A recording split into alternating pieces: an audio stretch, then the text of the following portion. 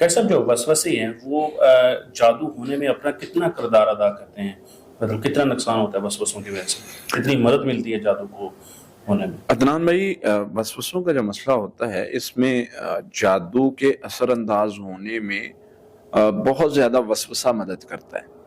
میں بار بار اس پر تاکید کرتا ہوں، میں بار بار زور ڈالتا ہوں، میں بار بار اس پر لوگوں کو یعنی جھنجھوڑتا ہوں کہ میرے بھائیوں میرے بہنوں اس چیز کو عام نارمل نہ جانو۔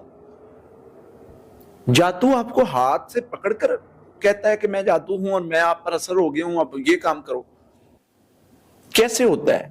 آپ کا کسی کے ساتھ لڑائی ڈالنے کا جادو ہے، آپ کے اندر فیلنگ پیدا کی جاتی ہے، اور اللہ نے سورہ ناس میں ایسے ہی نہیں صرف مطلب جادو کے علاج میں 2 صورتیں نازل کی، ایک میں حسد سے، جادو سے، رات کے شر سے، مختلف شروں سے جو بھی اللہ نے پیدا کی ان سے بچنے کے لیے حفاظت کی وہ چیزیں بتائیں۔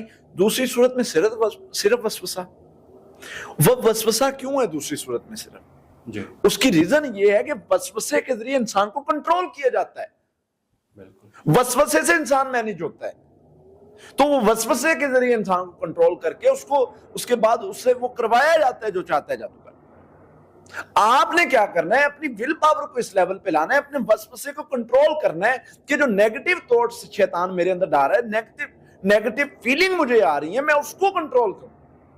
اس کو کنٹرول کرنے کے لیے مجھے پڑھائی بھی کرنی پڑے گی، اس کو کنٹرول کرنے کے لیے مجھے پوزیٹیو بھی سوچنا پڑے گا، اس کو کنٹرول کرنے کے لیے مجھے اگنور بھی چیزوں کو کرنا پڑے گا۔ یہ ساری چیزیں حدیث نے ہمیں بتائی ہیں۔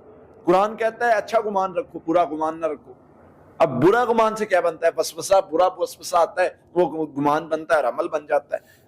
ہم کہتے ہیں جی گھر میں لڑائی ہوگی، لڑائی ایک دم سے پکڑ کے تو کسی نے نہیں کروائی، ماحول پیدا کیا، ادھر آپ کو وسوسہ ڈالا ادھر اس کو وسوسہ ڈالا۔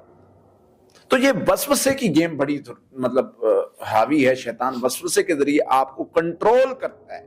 بالکل ایسا۔ وسوسہ ہونے کے بعد انسان کی نیچر بدلتی ہے، کسی بھی چیز کے بارے میں اس کا پوائنٹ آف ویو چینج ہو جاتا ہے۔ وسوسے کے ذریعے جنات انسان کو کنٹرول کرتے ہیں وسوسے کے ذریعے۔ تو ہم نے ایک تو سورہ فلق ناس زیادہ پڑھنی تاکہ وسوسے کے شر سے محفوظ رہیں، اعوذ باللہ زیادہ پڑھنی، لا حول ولا قوۃ الا باللہ زیادہ پڑھنی، اس سے وسوسے کے شر سے محفوظ رہیں گے۔ باقی پڑھائی حفاظتی وہی جاری رکھنی انشاءاللہ، اللہ کی رحمت سے وسوسے سے بھی اور جادو سے بھی محفوظ رہیں۔